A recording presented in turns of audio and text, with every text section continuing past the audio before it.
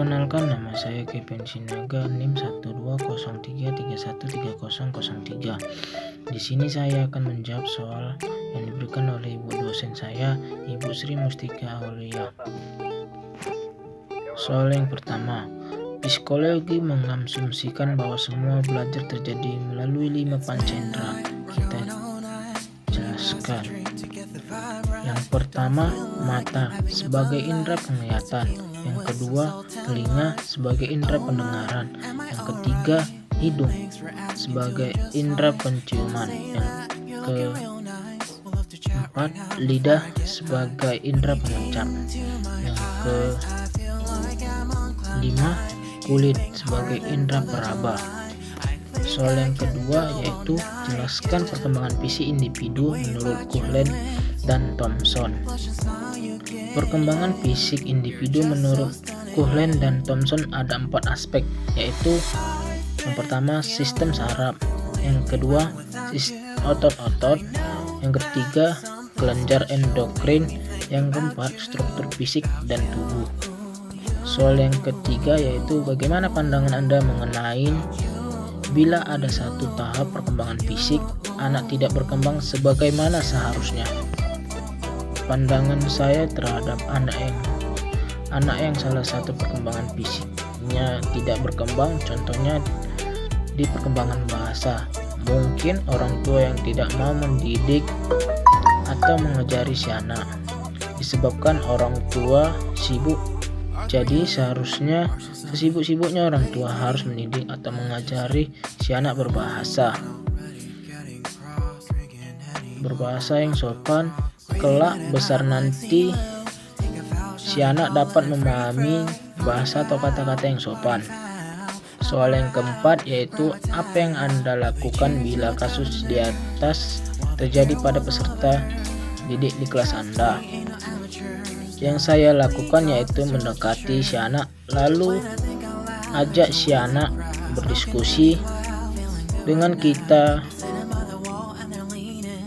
berdiskusi dengan si anak.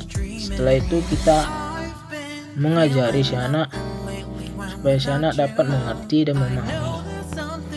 Soal yang kelima, jelaskan mengenai struktur otak dan jelaskan juga proses pertumbuhan otak.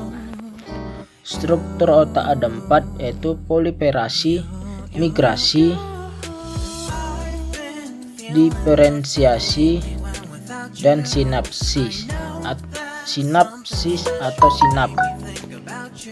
Soal yang keenam, apa yang terjadi terhadap anak yang malnutrisi? Apakah hal tersebut mempengaruhi perkembangan otaknya? Yang terjadi terhadap anak malnutrisi dikarenakan kekurangan gizi. Menurut saya dapat mengganggu perkembangan otak si anak, karena kalau si anak kekurangan gizi bisa berpengaruh terhadap perkembangan yang tidak optimal. Soal yang ketujuh, jelaskan tahapan-tahapan perkembangan kognitif menurut teori Piaget. Tahapan perkembangan kognitif menurut teori Piaget ada 4, yaitu tahap sensori motor 0 sampai 24 bulan, tahapan praoperasional 2 sampai 7 tahun, yang ketiga tahap operasional konkret 7 sampai 11 tahun, yang keempat tahap operasional formal mulai umur 11 tahun. Soal yang ke-8, jelaskan apakah lingkungan mempengaruhi perkembangan kognitif seorang individu. Kalau menurut saya berpengaruh, karena perkembangan kognitif sangat ditentukan oleh faktor lingkungan di mana tempat mereka berada. Soal yang ke-9, apa yang akan terjadi bila perkembangan kognitif lamban dan cepat? Seorang individu tidak sesuai dengan chronological age atau CA-nya. Yang terjadi bila perkembangan kognitif lamban atau cepat jika tidak sesuai dengan kronologinya, yaitu dapat membuat kemampuan individu dalam berpikir atau menilai sesuatu kejadian atau peristiwa yang salah atau tidak yang benar. Itu saja yang saya dapat jawab. Sekian dan terima kasih.